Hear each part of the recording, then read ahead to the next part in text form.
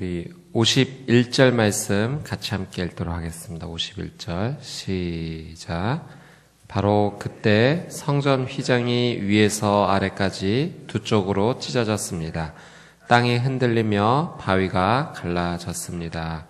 아멘. 바로 그때라고 오늘 말씀이 시작을 합니다. 이때는 언제인가? 바로 예수 그리스도께서 우리를 위해 십자가에 달리시고 그리고 그곳에서 숨을 거두셨을 때, 바로 그때, 바로 그 시간 성전 휘장이 위에서 아래까지 두 쪽으로 찢어졌다라고 오늘 말씀이 우리에게 전해주고 있습니다. 성전 휘장은 무엇입니까? 이 휘장은 지성소의 경계를 이루는 막이었죠. 지성소는 어떤 자리입니까? 거룩한 하나님의 임재가 머무르는 가장 성스러운 장소, 바로 그 자리가 지성소입니다. 이 지성소는 아무나 어느 때나 들어갈 수 있었던 자리가 아닙니다. 이 대속죄일 날 대제사장만이 들어갈 수 있었던 자리, 1년에 한 번 하나님의 은혜를 구하며 그 용서의 자비를 구하며 나갈 수 있었던 자리가 지성소입니다. 그런데 그 지성소를 막고 있었던 이 휘장이 찢겨졌다라고 하는 것은 어떤 의미인가? 이제는 그 하나님의 임재 앞에 어느 때나 나갈 수 있게 되었다는 것을 의미하죠. 그리고 누구나 나갈 수 있게 되었다는 것을 의미합니다. 무엇으로 인해서? 예수 그리스도의 죽음으로 인해서, 예수 그리스도의 십자가로 말미암아 그 휘장이 찢어지고 지성소로 나갈 수 있게 되었다라고 성경이 우리에게 은혜를 주시고 있습니다. 사랑하는 여러분, 십자가가 우리에게 어떤 의미가 있는가? 십자가는 우리에게 이런 은혜를 주었습니다. 우리의 삶 가운데 막혀 있었던 그 모든 담이 허물어지는 은혜를 주었어요. 첫 번째는 하나님과 우리 사이에 막혀 있었던 담이 무너졌습니다. 그것은 하나님과의 화평을 이루게 되었어요. 여러분, 얼마나 큰 놀라운 은혜입니까? 하나님 하고 부르면 하나님께서 우리에게 대답해 주세요. 하나님 은혜를 주세요. 하나님 함께하고 싶습니다. 하나님의 손을 붙잡고 싶습니다. 라고 구하면 언제든지 우리의 응답을 외면하지 않으시고 우리의 삶 가운데 손을 내밀어 주시고 함께해 주시는 은혜가 우리에게 열렸습니다. 오늘 이 하루 축복합니다. 더욱더 하나님과의 가까운 관계와 하나님과의 화평을 이루는 저와 여러분의 삶이 되시기를 주님의 이름으로 축복합니다. 무엇으로 말미암아? 십자가로 말미암아. 십자가를 의지하는 자, 그냥 모양의 십자가가 아니라 예수 그리스도의 그 은혜를 사모하는 거죠. 나를 대신하여 나의 죄를 용서해 주시기 위해 십자가에 달리신 그 예수 그리스도를 바라보고 소망하고 그 보혈을 의지할 때 우리의 삶 가운데도 하나님의 은혜가 머무르는 그 놀라운 은혜가 있을 줄 믿습니다. 십자가의 은혜는 하나님과의 관계만을 회복시킨 것이 아닙니다. 두 번째로 십자가는 우리에게 이런 은혜를 주셨는데요. 두 번째, 십자가는 우리의 힘으로 해결할 수 없는 그 문제, 화평의 문제를 해결해 주셨다라고 하는 사실이죠. 여러분, 십자가를 의지한다는 것은 어떤 의미입니까? 내 삶 가운데 내가 십자가를 의지한다는 것은 여러분에게 어떤 의미입니까? 이런 은혜가 있어요. 우리의 힘으로 해결할 수 없는 화평의 문제를 예수 그리스도의 십자가 문제로 말미암아 해결해 주셨다. 사랑하는 여러분, 십자가를 온전히 의지하면 내 삶 가운데 우리의 관계 속에서 어려웠던, 막혀 있었던 그 모든 것도 해결될 줄 믿습니다. 우리의 삶 가운데 어려운 관계가 있죠. 화평이 필요한 자리가 있죠. 가족과의 관계에서, 또 이웃과의 관계에서, 또 회사와 또 여러 가지 삶의 자리에서 화평이 필요할 때가 있습니다. 내 힘으로 안 돼요. 내가 잘하고 싶지만 내 힘으로도 안 되고 상대방의 도움도 있어야 되고 노력도 있어야 되고 이 모든 것이 필요할 때 내 힘만으로 가능하지 않을 때 십자가가 필요합니다. 주님, 이 시간 십자가를 의지하여 하나님 앞에 나아가오니 내 힘으로 해결할 수 없는 이 관계 문제, 화평이 필요한 이 자리에 평화를 허락하여 주옵소서. 그것이 십자가를 의지하는 것입니다. 이 십자가를 온전히 의지할 때 우리에게 그런 은혜가 임할 줄 믿습니다. 우리 가족 간에, 가문 간에 무너졌던 관계가 회복되어지고 내 삶에 더 이상 풀어지지 않았던 그 삶의 문제가 이 십자가로 말미암아 해결될 줄 믿습니다. 바로 그때 예수께서 나를 위하여 십자가에서 매달리시고 숨이 거두어지셨을 때 그 은혜로 말미암아 성전 휘장이 찢겨졌듯이 하나님께서 우리에게 동일한 은혜를 주실 줄 믿습니다. 하나님과 우리 사이에 휘장이 찢어질 것이고 우리 삶의 관계에서 막혀졌던 그 모든 장막이 찢겨지게 될 것입니다. 이 놀라운 은혜를 구하며 누리는 복된 하루가 되시기를 주님의 이름으로 축복합니다. 이때 예수님의 그 자리를 지켰던 사람들이 있는 것을 보게 됩니다. 우리 55절, 56절 말씀을 같이 한번 읽어보도록 하겠습니다. 55절, 56절 시작.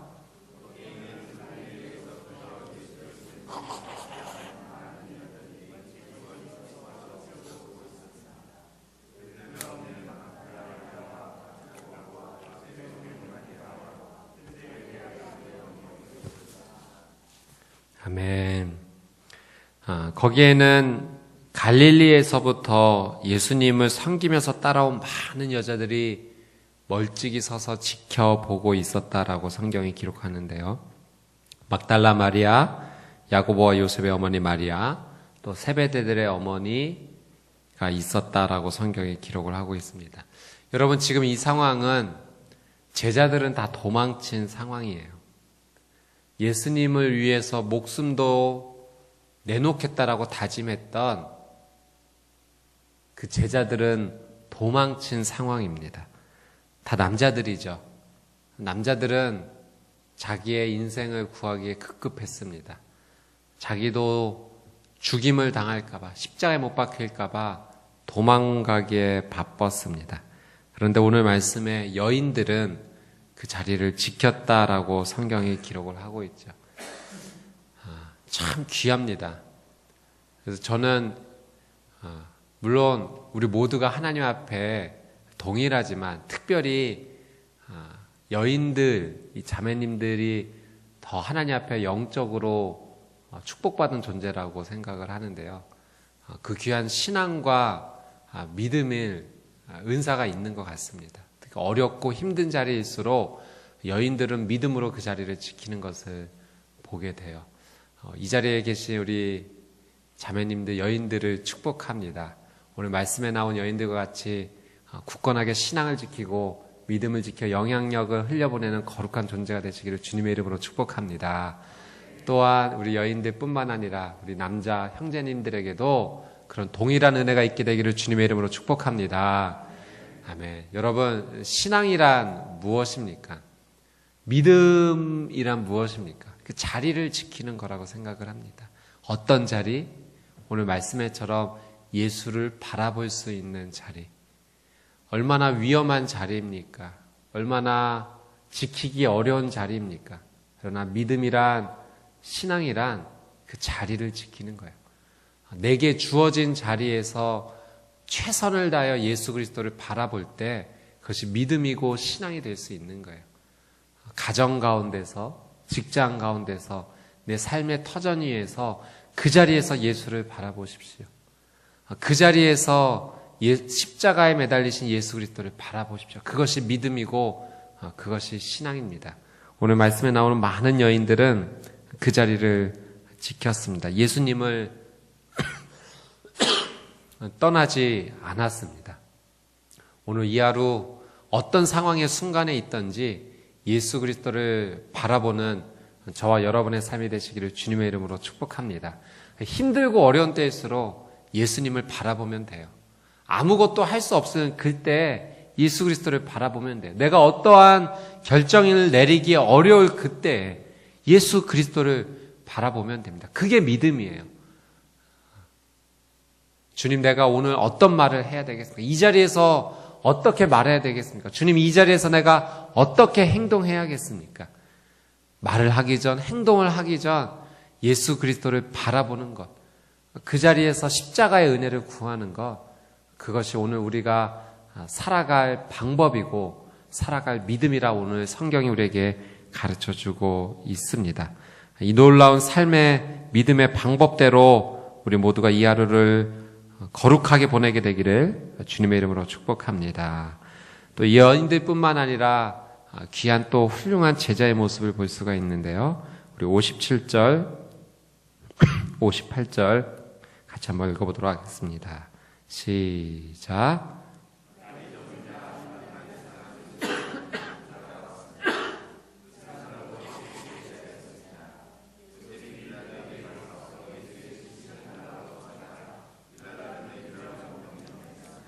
아멘.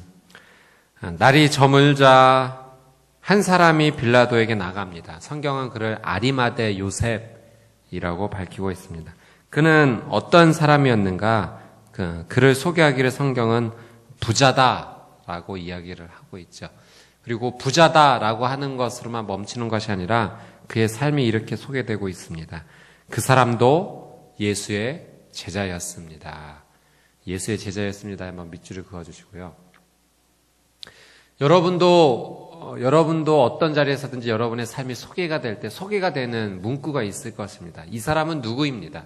이 사람은 어떤 직업을 가지고 있습니다. 이 사람은 이제까지 어떤 일을 했습니다. 여러 가지로 소개가 될 수 있을 거예요. 그러나 그 마지막 문장은 오늘 아리마대 요셉처럼 이렇게가 소개되었으면 좋겠습니다. 이 사람도 예수 그리스도의 제자입니다. 오늘 이 설명이 여러분의 인생을 설명하는 귀중한 문장이 되기를 주님의 이름으로 축복합니다. 다양하게 우리의 인생은 설명되어 수 있지만 그러나 그 마지막은 이 사람도 예수의 제자입니다라고 소개가 되었으면 좋겠어요. 사랑하는 여러분, 제자라고 소개가 되는 삶은요, 그냥 명함을 만든다라고 타이틀을 집어넣는다고 해서 되어지는 것이 아닙니다. 살아온 인생으로 설명할 수 있어야 되는 거예요. 어떻게? 제자로서의 삶을 살아야지만 설명될 수 있는 부분이죠. 오늘 아리마대 사람 요셉은요, 하기 어려운 일을 지금 신청한 거예요. 지금 예수님은 정황상, 예수님은 그런 일을 하지 않으셨죠. 예수님은 우리의 죄를 용서해 주시기, 대속해 주시기 십자가로 나가셨지만, 당시 빌라도가 바라보았을 때나 예수님을 그 죽음의 자리에 내어놓았던 것은 많은 사람들이 생각했을 때 정치적인 반역이라고 생각했던 부분이 있었어요. 사실은 그러지는 않았죠. 그래서 예수님을 향해 돕고 예수님과 함께 있는다는 사실은 자신도 정치적인 반역자로 몰릴 수 있는, 오해를 살 수 있는 부분입니다. 어려운 자리인 거예요. 그러니까 예수 그리스도의 그 시신을 처리하겠다라고 하는 것조차 사실은 쉽지 않은 상황입니다. 예수님과 3년이 넘게 동거했던 제자들이 아무도 나타나지 않았잖아요. 힘들고 어려운 자리입니다. 그러나 힘들고 어려운 자리일수록 제자로서의 그 사명을 감당해야 될 때가 있다라고 하는 사실이죠. 지금 아리마대 사람 요셉은 어렵고 하기 어려운 꺼려운 일을 직접 그의 삶이 모범이 되어서 지금 하고 있습니다. 오늘 하루 여러분의 삶 가운데 하기 어려운 일이 있을 수 있을 거예요.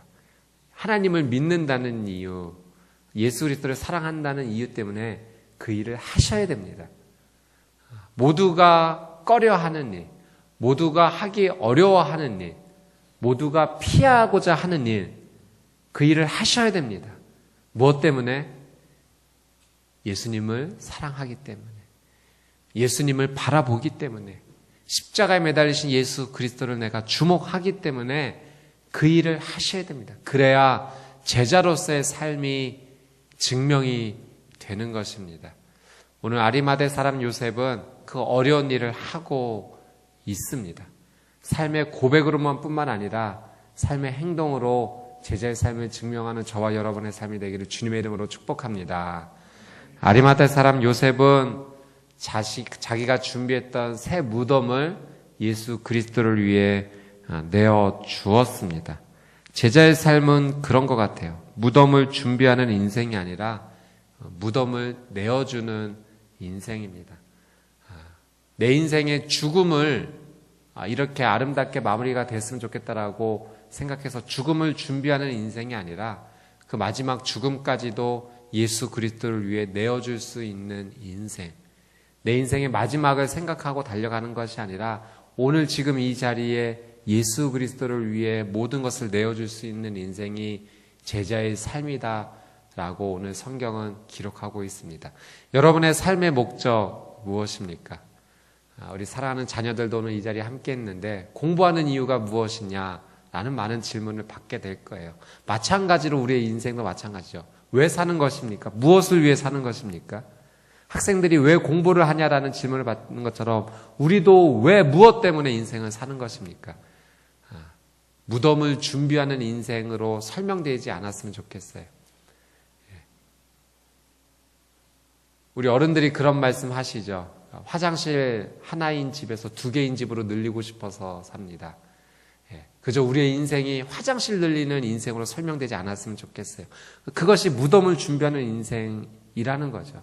그러나 그 무덤을 내어줄 수 있는 인생, 내가 살아가는 목적, 예수 그리스도를 위해 살아가는 인생 되고 싶습니다. 그렇게 설명되어지는 제자의 삶이 되시기를 주님의 이름으로 축복합니다. 아멘. 예수 그리스도께서 요셉이 준비한 그 무덤 위에 시신이 놓이게 되고 61절 말씀 같이 한번 읽어보도록 하겠습니다. 61절 시작. 막달라 마리아와 또 다른 마리아가 그 무덤 맞은편에 앉아 있었습니다. 예수님을 사랑했던 여인들 막달라 마리아와 또 다른 마리아가 그 무덤 맞은편에 앉아 있게 됩니다. 그와는 반대로 이 무덤을 지키기를 요청했던 사람들이 있습니다. 62절, 63절 말씀 한번 읽어보도록 하겠습니다. 64절까지 한번 읽어볼게요. 시작. 이튿날 곧 예비일 다음 날이 되자 대제사장들과 바리새파 사람들이 빌라도에게 가서 말했습니다. 총독각하, 저 거짓말쟁이가 살아있을 때 내가 3일 만에 다시 살아날 것이다 라고 말한 것이 기억납니다. 그러니 3일째 되는 날까지는 무덤을 단단히 지키라고 명령해 주십시오. 그렇지 않으면 그의 제자들이 와서 시체를 훔쳐놓고는 백성들에게 그가 죽은 사람 가운데서 살아났다라고 말할지도 모릅니다. 그러면 이번에 마지막 속임수는 처음 것보다 더 나쁜 결과를 가져올 것입니다. 대제사장들과 바리새파 사람들이 이 무덤을 지켜달라고 요청합니다. 그들의 마음과 속셈은 달랐습니다. 제자들이 와서 그 무덤을 열고 시신을 가져가고 예수께서 다시 살아나셨다라고 말하는 것이 걱정이 된다라고 요청하면서 이런 요청을 하는 거죠. 그러나 반대로 막달라 마리아와 다른 마리아들은 그 무덤을 지키고 바라보고 있었는데 다른 마음이었습니다. 그것은 정말 예수께서 부활하실 것이다라는 그 믿음이 있었기 때문에 가능했던 거예요. 똑같이 무덤을 바라보았습니다. 똑같이 예수 그리스도를 바라보았습니다. 한 사람은 의심의 마음을 가지고 바라보았고 한 사람은 믿음의 마음을 가지고 바라보았습니다. 여러분, 우리의 삶 가운데도 동일한 일이 벌어질 수 있어요. 똑같은 상황을 놓고서도 믿음으로 바라보느냐, 의심으로 바라보느냐, 다른 시선으로 바라볼 수가 있습니다. 오늘 여러분에게 주어진 이 하루를 살아갈 때 여러분 축복합니다. 영적인 눈이 열려서 믿음의 눈으로 바라볼 수 있는 거룩한 삶이 되시기를 주님의 이름으로 축복합니다. 절망과 할 수 없다라는 그런 상황 속에서도 예수 그리스도를 향한 믿음이 있다면 믿음의 삶을 살아갈 수가 있는 거예요. 똑같은 무덤을 바라보더라도 부활의 믿음을 바라보고 살아가느냐, 의심의 눈을 바라보고 살아가느냐, 전혀 다른 인생을 살게 됩니다. 오늘 막달라 마리아는 예수 그리스도를 향한 그 귀한 부활의 믿음을 가지고 그 무덤을, 그 자리를 지키고 바라보게 됩니다. 그러나 또 다른 하나님을 안다라고 말했던 대제사장들, 바리새파 사람들은 오히려 의심의 눈을 가지고 바라보게 됩니다. 오늘 이 하루 거룩한 믿음이 우리의 삶에 살아가는 방법이 되고 예수 그리스도를 사랑한다라고 하는 그 삶의 놀라운 증거가 되기를 다시 한번 주님의 이름으로 축복합니다. 아멘. 오늘 주신 말씀 붙잡고 같이 한번 기도하도록 하겠습니다.